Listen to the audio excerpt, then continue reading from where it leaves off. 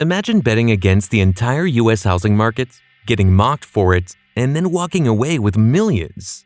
The Big Short's real-life heroes did just that, exposing Wall Street's greed and systematic failures. But the movie only tells part of their story. Ever wondered what happened to these financial mavericks after 2008? Today, we uncover where they are and what they're up to 16 years later. Ben Rickards. Ben Rickards' character was based on a Deutsche Bank trader, Ben Hockett. It was played by Brad Pitt. He was a former Deutsche Bank trader, an expert in derivatives, capital markets, and fixed income trading. He helped Cornwall Capital get an ISDA that allowed them to bet against the housing market with the help of credit default swaps. His strategic positioning led him to substantial profits when the housing market collapsed. After the crisis, Ben Hockett has chosen to distance himself from Wall Street. He moved to Berkeley Hills to trade derivatives from the comfort of his home. He wanted to stay close to his family and far away from the Wall Street culture. Hockett's current residence is inaccessible by car. He craves seclusion and self-sufficiency. This characteristic was highlighted by Brad Pitt's character in the movie as well. As of 2024, Hockett maintains a low public profile. His post-2008 activities are largely unknown due to his deliberate retreat from public and professional limelight. While Hockett chose a life of seclusion, others continued to make waves in finance, like Jamie Mai and Charlie Ledley. These two guys were the geniuses who turned their $110,000 into $80 million. Their remarkable transformation of $110,000 into $80 million is a must-watch. Check it out here. After the crash of 2008, Charlie Ledley left Cornwall Capital, but not the world of finance. After that, he joined Highfields Capital Management in 2010. Highfields Capital Management is a value-oriented investment management firm that manages private investment funds of various organizations, such as charitable and philanthropic foundations, pension funds, and other institutional and private investors. Jamie Mai is still with Cornwall Capital, where he serves as the CEO and the Chief Investment Officer. He's also a chairman of the board of a forest products and land management company. The Tobin Project, which focuses on academic research, has both Charlie and Jamie as board members. They both also helped the actors of the movie while shooting The Big Short. One of them even visited the set of the movie. Though Jamie Mai made huge profit from the crash, he was deeply disheartened by the crash and was really disappointed that no one in the big banks was ever held accountable or faced any consequences. Only one person was arrested for such a big financial crisis. You can check out his story in this video. Jared Vennett. Jared was the funniest and one of my favorite characters from the movie. His character was based on Greg Lippmann. During the crisis, Greg was a bond trader at Deutsche Bank. The $1.5 billion profit he made for Deutsche Bank offset Deutsche Bank's losses. You can learn about him in this video. After the crisis from 2008 to 2010, Greg continued to work at Deutsche Bank itself. During this period, Lippmann continued to lead Deutsche Bank's asset-backed securities trading division and managed a team of professionals in New York and London. In April 2010, Lippmann left Deutsche Bank. In October 2010, Greg Lippmann co-founded LibraMax Capital, a hedge fund specializing in structured credit products. He is a CIO and chairs the firm's investment committee and especially focuses on its risk management strategies. His fund has around $8.5 billion under management and gives an 8% annual return. Even after the 2008 crisis, Greg Lippmann was very vocal about the potential risks in the financial markets. In 2018, he expressed concerns about corporate debt, suggesting that it could pose challenges similar to those experienced during the subprime mortgage crisis. He still focuses on benefiting from market inefficiencies like he did during the 2008 crisis. His focus is on designing portfolios strong enough to handle high interest rate environments.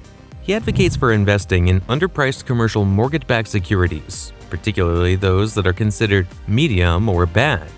This way, he can capitalize on market inefficiencies. Lippmann occasionally engages in public interviews and shares his thoughts on the current market situations. People highly value his deep understanding of credit markets. Mark Baum. Mark Baum's character was based on Steve Eisman. Originally, he was a corporate lawyer and known for speaking the absolute truth and perfectly analyzing when a company would fail. You can watch this video to learn more about him. After the crisis, Eisman continued his role at Front Point Partners.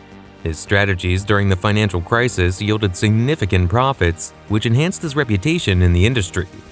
In 2008, Eisman left Front Point Partners following the firm's challenges, including insider trading allegations against another employee, which led to investor redemptions and operational difficulties. In 2012, Eisman founded Emrys Partners, a hedge fund focused on long-short equity strategies, particularly within the financial services sector. Despite initial high interest from investors, Emrys Partners faced performance challenges, because of which Eisman closed the fund in 2014. In September 2014, Eisman joined Neuberger Berman as a managing director and portfolio manager. At Neuberger Berman, Eisman continued to leverage his expertise in financial services, providing insights into market trends and investment strategies. Eisman also appears in interviews occasionally to comment on financial markets and share his perspectives. Michael Burry. After the financial crisis, Burry closed his hedge fund, Scion Capital, in 2008 to focus on personal investments. In April 2010, Burry wrote an editorial article for the New York Times, in which he criticized federal regulators for ignoring warnings about the subprime mortgage market's risks. Around the same time, Burry was audited by the IRS, and he also gave testimony to the FCIC, a government organization for Financial Crisis Inquiry Commission. Burry found the testimony to be an intimidating experience, as he had criticized the financial system in his blogs. In 2010, I published an op-ed in the New York Times posing what I thought was a valid question of the Federal Reserve, Congress, and the President. I saw the crisis coming. Why did not the Fed? Never did any member of Congress, any member of government for that matter, reach out to me for an open collegial discussion on what went wrong or what could be done. Rather, within 2 weeks, all 6 of my defunct funds were audited. The Congressional Financial Crisis Inquiry Commission demanded all my emails and lists of people with whom I had conversed going back to 2003, and a little later the FBI showed up. $1 million in legal and accounting costs and thousands of hours of time wasted, all because I asked questions. In 2013, Burry reopened the hedge fund but rebranded it as Scion Asset Management and appointed himself the manager. The fund focused on various investment opportunities, including water, gold, and farmland. His 13F filings are constantly analyzed by investors around the world to learn more about Burry's strategy. His 13F filings revealed that Burry has a diversified investment approach with assets under management exceeding $100 million. As Burry is known for finding market bubbles, in 2019, Burry warned of a bubble in large U.S. company stocks due to the rise of passive investing, suggesting that smaller value-type securities were being overlooked. In 2019, Burry invested in GameStop stock. Burry recognized that GameStop was undervalued. The company owned a significant amount of physical retail locations, real estate, and had a strong brand despite the decline in its core business. He believed the company had a chance for a turnaround. Burry noticed that GameStop was heavily shorted by institutional investors. He saw the stock's price as unjustifiably low. His bet was on the idea that the market was underestimating the company's value, especially with its vast real estate holdings and the possibility of management turning things around. Burry started purchasing shares of GameStop in 2019 when the stock was trading at around $4 per share. His firm accumulated a significant stake in the company. In 2020, just before the GameStop stock saga, Burry sold his positions when the stock was around $20. But he still made upwards of $100 million from that trade. If Burry had anticipated the retail-driven surge of GameStop to $480, he could have made billions instead of $100 million. Burry also had taken the short positions against Tesla in 2020, which he closed in 2021.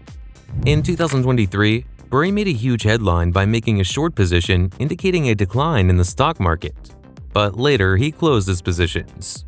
After the crisis, Burry has made predictions many times, but they did not come out true or partially true. The reason for this is his popularity on Wall Street.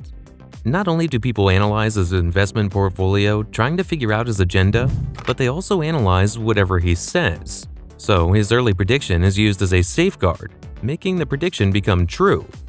Overall, after 2008, Michael Burry has maintained his reputation as a contrarian investor, making bold and often controversial market predictions. His investment strategies continue to attract significant attention, reflecting his enduring influence in the financial sector. So, this is where all the Big Short characters are now. If you want to learn untold stories of the Big Short and the 2008 financial crisis, then check out this playlist.